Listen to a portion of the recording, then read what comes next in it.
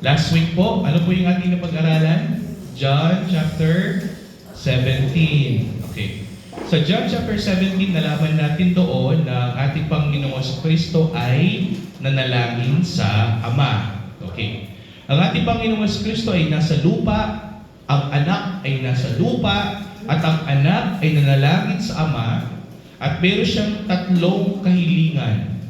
Ang unang kahilingan niya, kapatid, o yung idinalangin niya ay ang isang dalangin para sa kanyang sarili. Ano po yung idinalangin ng ating Panginoong Kristo para sa kanyang sarili? Na nawa ang kanyang kaluwalhatian ay maibalik na sa kanya. Okay?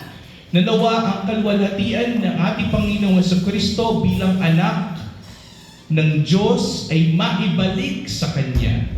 At ang kaluwalhatian ng ating Panginoong Kristo ay kaluwalhatian na pangwalang hanggan. Ibig sabihin itong kaluwalhatian na ito ay hindi nilikha. Ito ay likas sa ating mahal na Panginoong Kristo.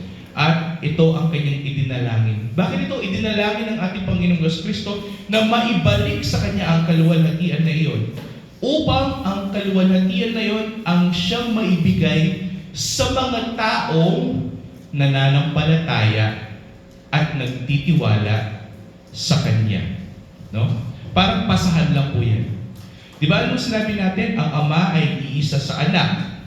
At ang anak ay iisa sa Ama. Gayon din na tayong mga makasalanan, tayong mga tao, tayong mga nilikha, ay iisa sa anak. Ay iisa kay Jesucristo na ating Panginoon. Kung ganon, kapatid, na ang Ama ay iisa sa anak at ang Ama ay niluwalhati niya ang anak dahil tayo ay nasa Kristo at si Kristo ay nasa atin, kung niluwalhati ang anak, ang kaluwalhatian din ng ating Panginoong Kristo ay mapapasa atin dahil tayo ay iisa sa Kanya. Nakukuha, di ba? Ito yung flow. The Father is one with the Son, and the Son is one with the Father. Dahil tayo ay makasalanan, hindi tayo pwedeng dumiretso sa Ama, sapagkat ang sabi ng Biblia, wala ni isang nilalang sa mundong ito ang nakakita sa Ama, maliban lamang sa anak na si Jesucristo. Ibig sabihin, walang tao pa ang nakakita sa Ama, sapagkat kung sino mang tao ang nakakita sa Ama, sila ay namamatay. Napag-aralan natin to, dahil tayo ay hindi banal at ang Diyos ay banal, walang tao ang makakalapit sa Diyos dahil sila ay mamamatay. No, paano tayo makakalapit sa Ama? Paano tayo makakalapit sa Diyos?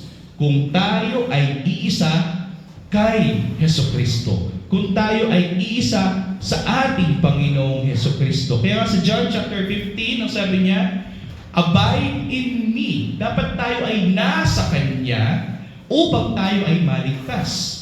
Sapagkat kung tayo ay nasa Kanya, anumang hingin natin sa Kanyang pangalan, ibibigay ng Ama sa langit. Sapagkat ang ating Panginoong Kristo, ang anak, ay iisa sa Ama at ang Ama ay nasa Kanya. Nakukuha lang po ba yung connection?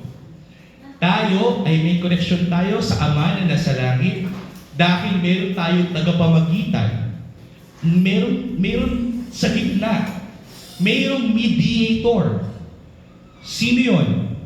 Ang ating Panginoong Jesucristo. Kaya ano sinabi ng ating Panginoong Jesucristo? I am the way.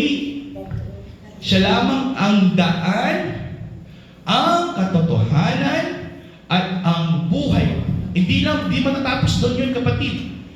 Meron po kasunod dyan. Walang sino man, walang nino man, nang nilikha sa mundong ito, ang makakapunta sa Ama, maliban sa akin, ang sabi ng ating Panginoon. Ibig sabihin, siya lamang ang tulay natin patungo sa Ama na nasa langit, ang ating Panginoong Jesucristo lamang. No? At sabi ko nga kung ano ang nangyari sa ating Panginoong Jesucristo, sapagkat siya ang ating Panginoon at tayo ay kanyang mga alipin, tayo ay kanyang mga talasunod, kung ano man na nangyari sa ating Panginoong Jesucristo, ganun din yung mangyayari sa atin. Ano yung ginawa ng mundo sa ating mahal na Panginoong Jesucristo? Inusig siya, binibaliwala siya, pinarusahan siya, ganun din yung mangyayari sa atin. Kasi sinusunod natin ang ating Panginoon. At ano nangyayari? Ang mundong ito ay patuloy tayong inuusig. Siguro magtatanong ka, brother yon. Tinatanggap tayo Di ba? Marami lang ang mga Christian churches dito Marami lang ang mga Kristiyano. Marami lang mga born-again Christians. Meron pang mga Catholics. Meron pang mga iba't ibang mga sekta. Di ba tanggap na tayo sa society? Tanggap na tayo sa ating lipunan? Kapatid, hindi po lahat ng bansa ganun. Kung iisipin mo sa China, kapatid, inuusig pa rin yung mga Kristiyano. Sa Africa, inuusig pa rin yung mga Kristiyano. Kahit dito, mismo sa Pilipinas, kapatid, ang mga tunay na anak ng Diyos, sila ay inuusig ng mga ibang sinasabi nilang mga Kristiyano. Nandun pa rin yung pag-uusig, kapatid, hindi nawala yun. So, totoo ang sinasabi ng ating Panginoong Jesucristo. Ang sabi natin Panginoong Jesucristo, kung inusig ako ng mundong ito, uusigin din kayo ng mundong ito. Kaya nga ano yung panalangin ng ating Panginoong Jesucristo sa John chapter 17, Ama, sabi niya, hindi ko dinadalangin na sila ihiwalay mo sa mundo. No? Kasi kung ihiwalay na tayo ng Ama sa mundo, ibig sabihin tayo ay mapapasa kay Kristo na. Ano yung idinalangin ng ating Panginoon Jesucristo? Sila ay iyong pag-ingatan. Bakit? Kasi hanggat tayo ay nasa mundong ito, walang tigil ang pag-uusig, ang mga problema, ang mga pagsubok, ang mga pighati ng mga taong na kay Kristo Jesus, sapagkat ito ang ginawa ng sanlibutan sa ating Panginoon na mangyayari at mangyayari rin sa bawat isa sa atin. Ano po yung pinupunto ko rito, kapatid? Ang pinupunto ko rito, dahil inuusig tayo ng mundong ito, binigyan naman tayo ng pagpalubag loob ng ating Panginoong Jesus. Ano yung ibinigay niya sa atin? Kagalakan. Isang kagalakan na hindi nasisira. Isang kagalakan na walang hanggan. At itong kagalakan na ito, kapatid, ang nagbibigay sa atin ng kasiyahan sa ating buhay. Ano yung ibig sabihin ng kagalakan? Ang kagalakan, kapatid, ay ganito. Bagamat may pagsubok, bagamat may problema, bagamat may suliranin, bagamat may sakit, may karamdaman, meron tayong dinaramdam, may pinagdadaanan, masaya pa rin. Bakit? Kasi tayo ay nakay Kristo Jesus. At bakit tayo masaya? Sapagkat kung niluwalhati ng Ama ang anak ng isang kaluwalhatian na ibinigay niya noong una pa, bago na itatag ang mundong ito, ibig sabihin ng ating Panginoong Jesucristo na ating sinasamba, na ating pinaglilingkuran, na ating sinusunod sa ating buhay, ay hindi lamang tao. Tandaan, ang sabi sa Biblia, walang sino man ang luluwalhatiin maliban sa Diyos, hindi ba? Bakit idinadalangin ng ating Panginoong Jesucristo na siya ay maluwalhati ng isang kaluwalhatiang mas higit pa kaysa sa lahat ng kaluwalhatian, isang kaluwalhatian na nasa Kanya, nasa ating Panginoong Jesucristo, bago itinatag ang mundong ito. Ibig sabihin, nagpapatunay, kapatid, na ating sinusunod, na ating sinasamba, ang ating Panginoong Jesucristo ay hindi lamang siya tao, siya din ay Diyos. Basahin natin, kapatid, sa pagpapatuloy ng ating pag-aaralan. Natapos tayo, kapatid, sa John chapter 17 verse 19, hindi ba? No? So, nalaman natin ang ating Panginoong Jesucristo ay dalangin para sa kanyang sarili, at nalaman din natin ang ating Panginoong Jesucristo ay nanalangin para sa kanyang mga disipulo. Sabi ko, mayroong tatlong parts yung panalangin niya sa John chapter 17, di ba? Ang first part ay panalangin niya para sa kanyang sarili. The second part ay panalangin niya para sa kanyang mga disipulo. At ang pangatlo ay panalangin niya sa lahat ng mga taong maniniwala at magtitiwala sa ating Panginoong Jesucristo. Ang tanong, kapatid, naniniwala po ba kayo sa ating Panginoong Jesucristo? Nagtitiwala po ba kayo sa kakayahan ng ating Panginoon? Ang tawag dyan, kapatid, ay pananampalataya. Bagamat hindi mo nakita si Kristo, bagamat hindi mo talaga nahawakan ng personal ng ating Panginoon Hesus Kristo, kahit nabasa mo lamang siya sa Biblia o narinig mo lamang siya sa isang pastor, naniwala ka pa rin sa Kanya, ang tawag dyan kapatid ay pananampalataya. Ito'y biyaya ng Diyos ay pinapagkaloob sa lahat ng mga pinili para sa kaligtasan. Basahin natin kapatid, kung bakit sinasabi ko na ang bawat isa na narito na tunay na kay Kristo ay may kaligtasan. At ang kaligtasan na ito ay hindi na maaalis pa kahit ang kaaway mula sa inyo. Basahin natin kapatid sa John chapter 17 verse 20. Ito po yung kasunod ng ating pinag-aaralan last week. Naputol po tayo dito sapagkat oras na, di ba? Parang isang oras na yata ako nagsasalita, di ko man napansin. Basahin natin kapatid sa John chapter 17 verse 20. Kung idinalangin ng ating Panginoon ang kanyang sarili, kung idinalangin ng ating Panginoon ang kanyang mga disipulo at apostol noong mga unang panahon, idinalangin din niya lahat ng mga taong maniniwala sa Kanya. Basahin natin.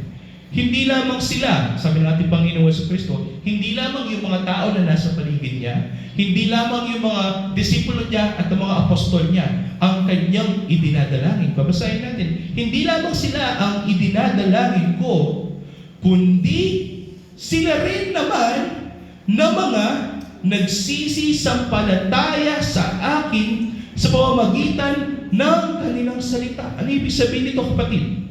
Ang ibig sabihin nito, kung may papahayag ang Ebanghelyo ng ating Panginoong Jesucristo, kung may papahayag sa inyo mga salita ng ating Panginoong Jesucristo at naniwala kayo sa Kanya, at nagtiwala kayo sa Kanya, ibig sabihin doon, nagsisampalataya kayo sa Kanya. Ibig sabihin, kapatid, itinalangin din kayo ng ating Panginoong Jesucristo. Imagine, ako pa man pinganak, hindi ka pa man naipanganak sa mundong ito, na idalangin ka na ng Panginoon. Basahin natin kung yung dalangin ng ating Panginoong Jesucristo para sa atin. 21. Upang silang lahat, tayong lahat, ay maging isa. Ano ibig sabihin nun, kapatid? Ibig sabihin, tayo ay maging si Kristo. Tayo ay maging si Kristo at si Kristo ay maging sa atin? No, kapatid. Ibig sabihin nun, kapatid, we are being united in Christ. Tayo ay maging isa kay Kristo. Tayo ay maging kay Kristo. Makikita mo dito, kapatid, upang silang lahat ay maging isa. At paano niya inahin yung tulad dito? Nagaya mo, Ama, sa akin at ako'y sa iyo. Nakita niyo na naman yung pattern, kapatid. Ang sinasabi ng ating Panginoong Jesucristo, siya ay iisa sa Ama bilang anak. Siya ay iisa sa Ama at ang Ama ay nasa Kanya. Ganon din, kapatid, tayo ay iisa sa ating mahal na Panginoong Jesucristo at siya ay nasa atin. At ginagawa ito ng ating Panginoong Jesucristo upang malaman natin na siya ay tunay na nasa Ama at tunay na Diyos na makapangyarihan sa lahat. Upang silang lahat ay maging isa, nagaya mo, Ama, sa akin at ako'y sa iyo. Na sila na may ating kapatid. Ano ibig sabihin nito, kapatid? Na tayo, dahil iisa tayo sa ating mahal na Panginoong Jesucristo, pagdating ng panahon, tayo rin ay magiging isa sa Ama na nasa langit. Makakapunta na tayo kung nasaan ang Ama na nasa langit. Makakalapit na tayo sa presensya ng isang banal na Diyos na nasa langit. Hindi ba yun yung pinaka-ninaasam natin, kapatid? Ano yung pinakamatinding problema ng tao? Ang Diyos ay banal at ang tao ay hindi. At ang sabi sa Biblia, ang taong hindi banal ay hindi makakalapit sa isang banal na Diyos sapagkat sila ay mamamatay. Ngunit tignan mo, kapatid, kung tayo ay iisa kay Kristo at si Kristo ay iisa sa Ama, ibig sabihin, meron na tayong tulay patungo sa Ama at tayo ay makakalapit na sa isang banal na Diyos. At kung tayo ay nakakalapit na sa isang banal na Diyos, ibig sabihin, kapatid, mayroon na tayong buhay na walang hanggan. Kasi kung nakakalapit ka sa Diyos, pero ikaw ay namamatay, ibig sabihin, wala kang buhay na walang hanggan. Pero kung nakakalapit ka sa Diyos, at hindi ka namamatay. Totoo ang sinasabi ng ating Panginoong Jesucristo. I am the way, ang daan, the truth, ang katotohanan, hindi siya sinungaling, at ang buhay. Ibig sabihin, kung pupunta man tayo sa Ama, hindi na tayo mamamatay. Sabi niya, I am the way, the truth, and the life. No man can come unto the Father, walang makapunta sa Ama na nasa langit, maliban sa Kanya, sapagkat siya ay buhay. Kung wala ang ating Panginoon Jesucristo, tayo ay mamamatay. Ngunit ang sabi dito, upang silang lahat ay maging isa, na gaya mo, Ama, sa akin at ako'y sa iyo, na sila na may sumaatin, tayo ay maging nasa ilalim ng kapangyarihan ng Ama na nasa langit, at ang anak na ating ang anak na si Panginoong Jesucristo, tayo ay maging isa sa kanila, upang ang sanlibutan ay sumampalataya na ako'y sinugo mo. Ano ibig sabihin nito, kapatid? Kung naiintindihan natin ang ginawa ng ating Panginoong Jesucristo, na bagaman siya ay Diyos, siya ay nagkatawang tao, isinugo siya ng Ama para sa atin, at tayo ay naniwala sa Kanya, tayo ay naging iisa sa Kanya, at sumampalataya tayo sa Kanya. Ano ibig sabihin nun? Naniniwala tayo hindi lamang sa ating Panginoong Jesucristo, kundi ang Diyos na nasa langit, ang Ama na nasa langit, na siyang nagsugo sa anak. At itong nangyayari nito, kapatid, ang tawag dyan ay pananampalataya. Ano yung sinabi sa Biblia? Ano sinabi ni Pablo? By grace, through faith, you have been saved. Ang kaligtasan ng tao ay sa biyaya lamang, sa pamamagitan ng pananampalataya lamang sa ating Panginoong Jesucristo lamang. Kung wala kang pananampalataya sa ating Panginoong Jesucristo, hindi ka maliligtas, sapagkat wala kang daan patungo sa Ama. Wala kang daan patungo sa buhay na walang hanggan.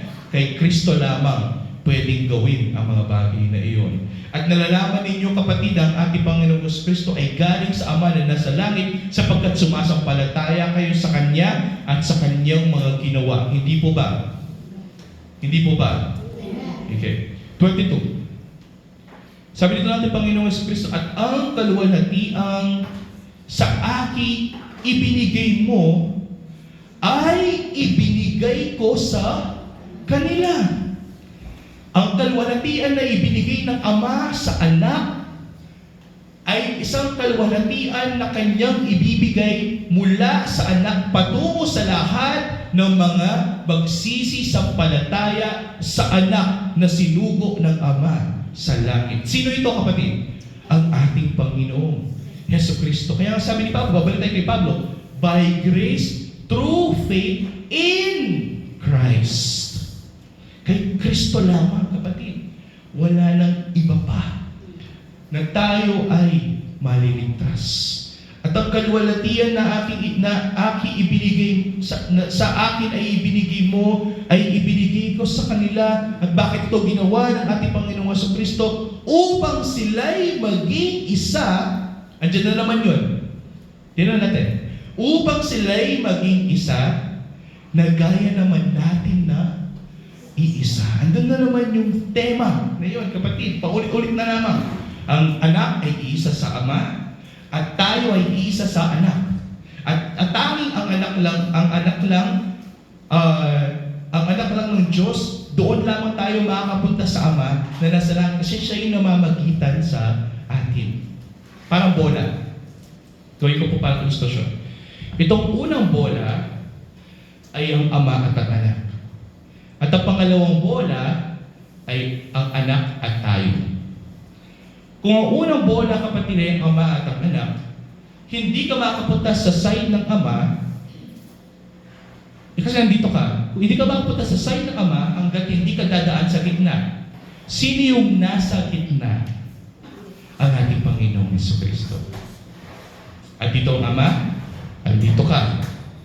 Mayroon something sa gitna, someone na ating alam, na kilala natin, na ating sinasampalatayanan sa ating buhay, na siyang magiging daan natin patungo sa Ama, ang ating Panginoong Hesukristo. 23. Ang sabi nito ng ating Panginoong Hesukristo, ako'y sa kanila at ikaw ay sa akin. Makita mo na naman yun. Ang Ama ay wala sa ating kapatid. No? Wala sa Biblia na nagsabi na ang Ama ay nasa atin. Kasi kung Ama ay nasa atin, mamamatay tayo. Wala tayong kabanalan, kapatid, na nagmumula sa isang laman na makasalanan, na hindi mamamatay on-site kapag lumapit sila sa Ama na nasa langit. Tanging ang ating Panginoong Hesukristo lamang ang anak na isinugo ng Ama na nasa langit. Siya lamang ang may kapangyarihan na makihalubilo sa mga makasalanan ng mga tao kamukha natin, sapagkat ang kanyang pagka-Diyos ay kanyang binitawan upang tayo ay kanyang makasama. Kasi kung hindi binatawan ng ating mahal na Panginoong Hesukristo ang kanyang kaluwalhatian, ang kanyang pagka-Diyos, kapatid, pagbaba niya dito sa lupa, lahat tayo mamamatay. Kasi hindi tayo makakalapit sa Kanya. Pero dahil mahal tayo ng ating Panginoong Hesukristo, dahil mahabagin ng ating mahal na Panginoong Hesukristo, ginawa niya ang nararapat. Isinugo siya ng Ama, ginawa niya ang kalooban ng Ama, na tayo ay kanyang iligtas, na ibigay niya ang buhay niya para sa atin, na ang kanyang dugo maging kabayaran ng ating mga kasalanan, at ang kanyang buhay ang ating maging katwiran. Kapatid, naging isa tayo kay Kristo at nagkaroon tayo ng kaligtasan.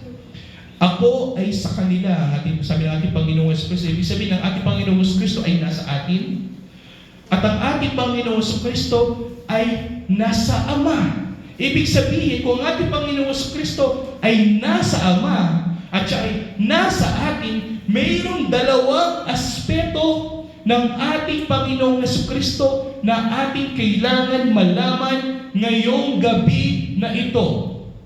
Kung ang ating Panginoong Hesukristo ay sa Ama at ang ating Panginoong Hesukristo ay sa atin, tayo mga tao na makasalanan, ibig sabihin, ang kanyang relasyon sa atin ay ang kanyang pagkatao, at ang kanyang relasyon sa Ama ay ang kanyang pagka-Diyos. Tandaan, walang sino mang tao ang pwedeng magkaroon ng intimate or close relationship sa Diyos na nasa langit. Kung tao lamang ang ating mahal na Panginoong Hesukristo, hindi niya kayang makipagrelasyon sa isang Diyos na banal sa langit. Bakit niya nakayanan? Sapagkat, ladies and gentlemen, ang anak na naipadala dito, ang ating Panginoong Hesukristo, ay Diyos. Hindi lamang siya tao, hindi lamang siya aspeto ng Diyos na tao, hindi siya like manifestation lamang na isang tao. No, kapatid, ang ating mahal na Panginoong Kristo ay Diyos at tao. Kaya nga ano yung titulo niya? The Son of Man and the Son of God.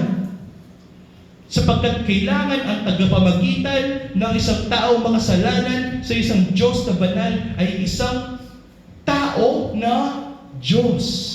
Sapagkat siya ay magrepresenta sa Diyos at magrepresenta sa tao. The dual nature of our Lord Jesus Christ. I think i-affirm ito kahit sa mga ibang religions, kapatid, na ang ating Panginoon Kristo has dual nature. He is man and He is God. Okay? Kung hindi ganoon ang ating mahal na Panginoong Kristo, kapatid, wala tayong kaligtasan. Sabi ko nga, ito ang Ama. Andito tayo. Nasa gitna siya. Siya ay iisa sa Ama, gaya din naman tayo na iisa sa Anak. Kung tayo ay iisa sa Anak, at ang Ama ay iisa sa Kanya, yung koneksyon, kapatid, ay ang ating Panginoong Hesukristo. Kung wala siya doon sa equation na yun, wala tayong kaligtasan. Kaya napakahalaga na naniniwala ka rito, kapatid. Napakahalaga na i-affirm mo tayo sa buhay mo. na ang tanging daan patungo sa buhay na walang hanggan, na ang tanging daan patungo sa Ama na nasa langit, na ang tanging daan patungo sa ating bahay sa langit ay sa pamamagitan lamang ng ating Panginoong Jesucristo at sa Kanyang mga nagawa para sa atin. Basahin natin ulit, kapatid. Ako'y sa kanila at ikaw ay sa akin upang sila'y malubos sa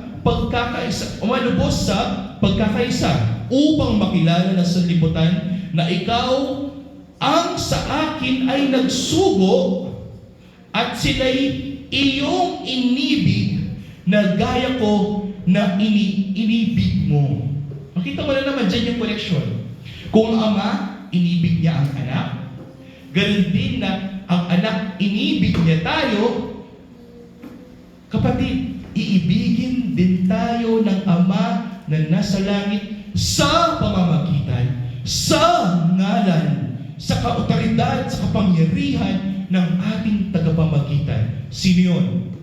Ang ating mahal na Panginoong Jesucristo. Kaya sabi ng Biblia, kung ano man ang hihingin ng isang tao makasalanan sa ngalan ni Jesus, sa ngalan ng anak, sa ngalan ng ating Panginoong Jesucristo, ito ay ibibigay ng Ama na nasa langit sapagkat mayroon tayong koneksyon kay Kristo Jesus. Kung ang Ama ay sa Kanya at siya ay sa Ama, ganoon din tayo, mga makasalanan, ay sa anak. At ang anak ay nasa atin. John chapter 15, we are in Christ. Ibig sabihin tayo ay sa Kanya. At Christ is in us. Siya rin naman ay nasa atin. Kung ganoon tayo ay iisa kay Kristo. Naintindihan na po ba? Kung tayo ay iisa kay Kristo, at si Kristo ay iisa sa Ama na nasa langit, ibig sabihin tayo rin ay magiging isa sa Ama na nasa langit. Hindi sa pamamagitan natin, hindi sa pamamagitan natin mga nagawang mabuti, kundi sa pamamagitan ni Kristo na siyang nasa gitna, na siyang tagapamagitan, na siyang mediator ng isang taong makasalanan at isang Diyos na banal. Hindi mo pwedeng i-deny ito, kapatid. Sapagkat kung dinideny mo to sa buhay mo, you are not a Christian. I'm sorry to say. Hindi ka Kristiyano. Kasi ang tunay na Kristiyano ay naniniwala kay Kristo. Kaya Kristiyano naniniwala siya kay Kristo at sa mga salita ni Kristo. At kung sinabi ni Kristo na siya lamang ang daan patungo sa Ama, na siya lamang ang katotohanan na ating pagkatiwalaan sa ating buhay, sapagkat ang salita niya ay katotohanan at ang salita niya ay buhay na walang hanggan. Ibig sabihin nun, kapatid, wala tayong daan patungo sa Ama na nasa langit, kundi kay Kristo lamang. At dahil doon, inibig tayo ng Ama na nasa langit, dahil inibig tayo ng ating Panginoong Jesucristo. Kaya mababasa mo rito, kapatid, no? Upang makilala ng sanlibutan na ikaw ang sa akin ay nagsugo. Again, John chapter 3 verse 16. Lagi natin ito pinag-aaralan. For God so loved the world that He gave His only begotten Son. Kung i-rephrase ko yun, the Father loved the world that He gave His Son, that whosoever believeth in the Son, sa ating Panginoong Jesucristo, will not perish, but will have eternal life. Kung sino ang maniniwala kay Kristo na isinugo para sa atin, tayo ay magkakaroon ng buhay na walang hanggan. Sabi nito, upang makilala ng sanlibutan na ikaw ang nagsugo sa akin, at sila'y iyong inibig, na gaya ko na inibig mo. Imagine that, kapatid. Ang Ama, inibig niya ang anak bago pa itinatag ang mundong ito. At inibig tayo ng Ama na nasa langit sa pamamagitan ng pag-ibig ng Ama sa anak. Kaya sabi ko, kapatid, kapag dating ng panahon, makakapasok ka sa langit at tatanungin ka ng anghel, ang sasabihin ng anghel, Sister Mags, bakit ka narito? Mags, bakit ka narito? Nasabihin ba ni Sister Mags na narito ako kasi magaling ako, nanampalataya ako, naglingkod ako sa iyo ng 30 years, nabibigay ako sa tuwing may pagbibigay, o nagsusuot ako ng mahabang palda o mahabang buhok ko. No, kapatid, hindi mo pwedeng ipagmalaki sa anghel na nasa langit kung ano ang ginawa mo. Sapagkat walang gawa ng tao ang makakapagligtas sa Kanya. Ano yung sinabi ng ating Panginoon sa Kristo? Tanging kay Kristo lamang ang daan patungo sa Ama. Kaya kung tatanungin ka ng anghel na nasa langit at naiintindihan mo ang ginawa ng iyong Panginoon para sa iyo, isa lamang ang may sasagot natin sa Kanya. Sis Max, bakit ka narito? Narito ako dahil sa pag-ibig, habag, biyaya, dugo ng aking Panginoong Hesukristo na ibinigay niya sa akin. Yun lamang ang dahilan kung bakit tayo ay makakapunta sa langit, kapatid. Kaya nga sabi ni Pablo, sa biyaya lamang tayo maliligtas. Sa biyaya ng Diyos na ibinigay niya ang kanyang buktong na anak para sa atin. Sa biyaya ng Diyos na ibinigay tayo ng pananampalataya na maniwala tayo sa buktong anak na inaipadala sa atin. At sa biyaya din naman ng Diyos na kanyang pinag-ingatan tayo sa mundong ito, na patuloy tayong inuusig ng mundong ito at hindi tayo nabibisyon, hindi tayo naglalamig dahil din naman sa biyaya ng Diyos na binigay niya sa atin. Lahat ay dahil sa biyaya ng Diyos. At dahil dito, kapatid, sabi dito sa 24, Ama, yaong mga ibinigay mo sa akin ay ibig kong kung saan ako naroroon. Sila naman ay dumuong kasama ko. Kapatid, napakalalim ng Tagalog na yan sapagkat nasulat siya 1905 pa, kapatid, panahon pa ng mga Kastila. Akin po itong i-rephrase. Sabi dito ng ating Panginoon Kristo, Ama, kung sino man ang ibinigay mo sa akin, kung nasaan man ako, sabi ng ating Panginoon Kristo, ang gusto ko, doon din sila. Ano ibig sabihin ng kapatid? Kung nasaan man ang ating Panginoong Kristo, pagdating ng panahon, doon din tayo pupunta. Ano yung dalangin ng ating Panginoon Kristo dito? Dalangin niya na siya ay babalik na sa langit. At kung nasa langit ang ating Panginoong Kristo, pagdating ng panahon, doon din tayo pupunta. Bakit? Sapagkat idinalangin ng ating Panginoong Kristo, Ama, sa lahat ng mga ibinigay mo sa akin, kung nasaan man ako, ang dalangin ko'y doon din sila pupunta. Hindi ba napakagandang pakinggan yun? Kaya sabi sa Hebreo, ang ating mga kaluluwa ay nakaangkla sa ating mahal na Panginoong Kristo. Tayo ay nakakabit sa Kanya. Tayo ay nakadugtong sa Kanya.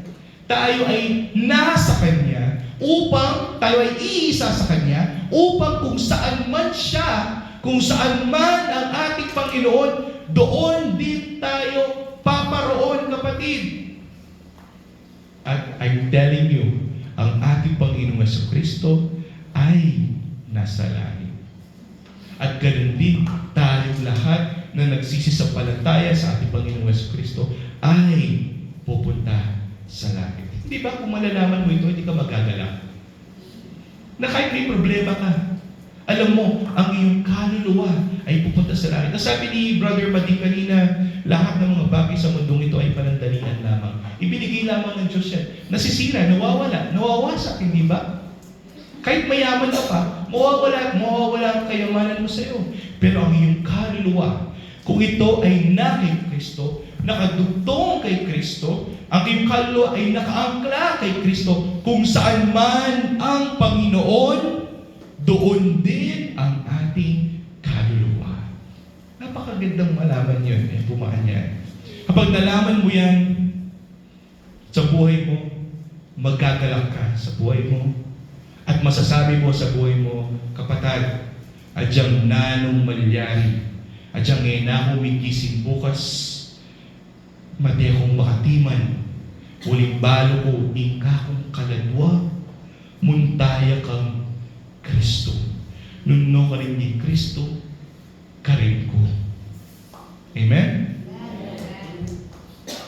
Makita natin dito, kapatid ko, bakit ito ginawa ng ating Panginoon upang makita natin ang kaluwalhatian ng ating Panginoong Hesukristo. May makikita ko dito, kapatid, no? Word na kaluwalhatian. Sa English, kapatid, glory. No?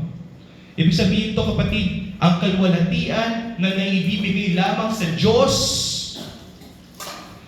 ay isang kaluwalhatian na ibigay din naman sa ating Panginoong Hesukristo. Therefore, logic will say na kung ang ating Panginoong Hesukristo ay may kaluwalhatian, ibig sabihin ng ating Panginoong Hesukristo ay Diyos. There's no controversy, sabi nga ni Pablo.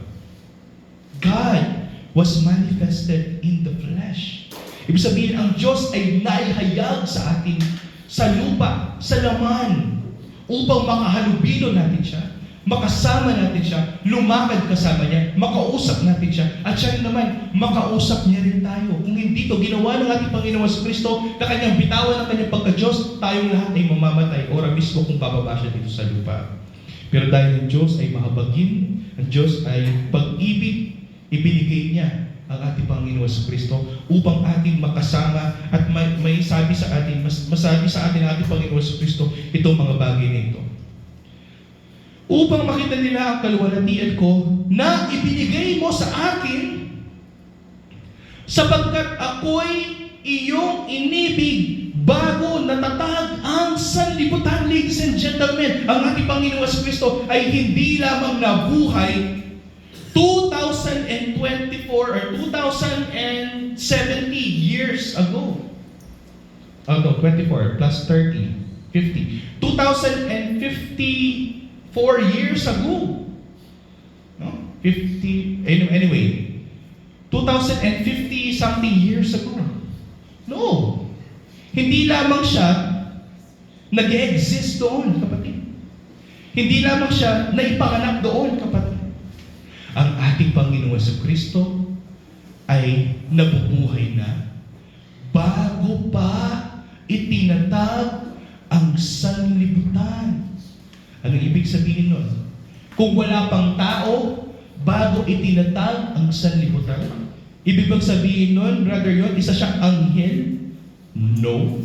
Ang isang anghel ay walang kaluwalhatian.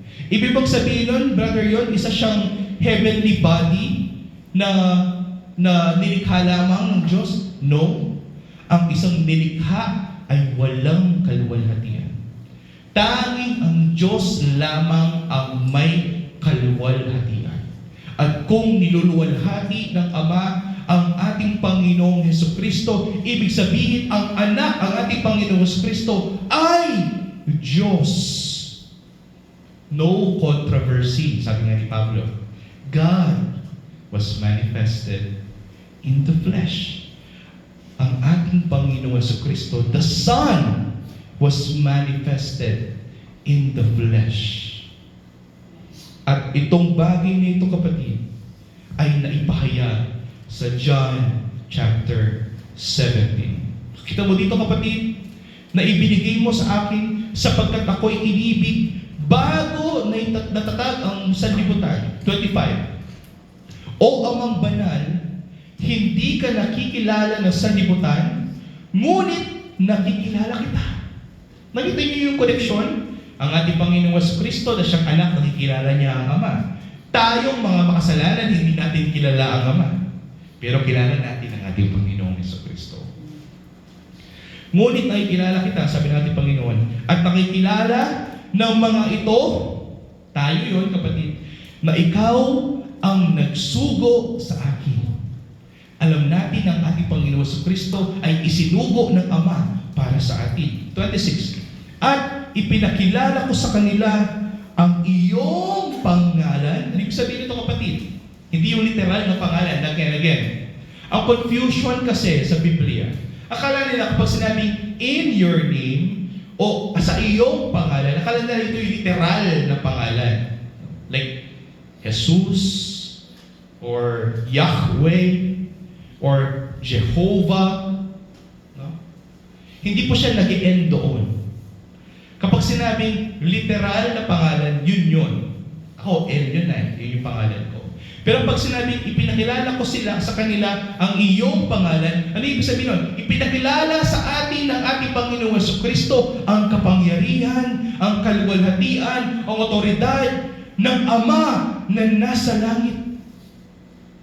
Ipinakilala ng ating Panginoong Jesucristo kung sino ang Ama na nasa langit. Di ba ang sabi niya, kung nakikita niyo ko, ang timonyo niya mong ikit mo naman iba kayong banwa.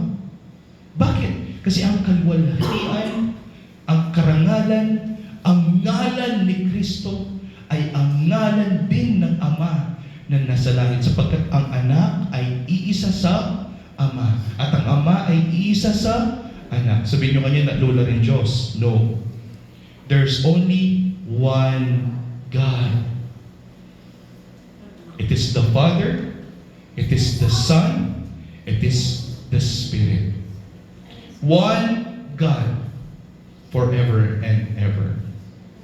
At ipinakilala ko sa kanila ang iyong pangalan, na sabi dito ni ating Panginoon Kristo, at ipinakilala ko upang ang pag-ibig na sa akin ay inibig mo ay mapasa kanila at ako'y sa kanila. Imagine that, kapatid. Hindi lamang kapayapaan ang ibinigay sa atin ng ating mahal na Panginoon Kristo, kundi pag-ibig din ng Diyos ang siyang ibinigay sa atin. Tandaan,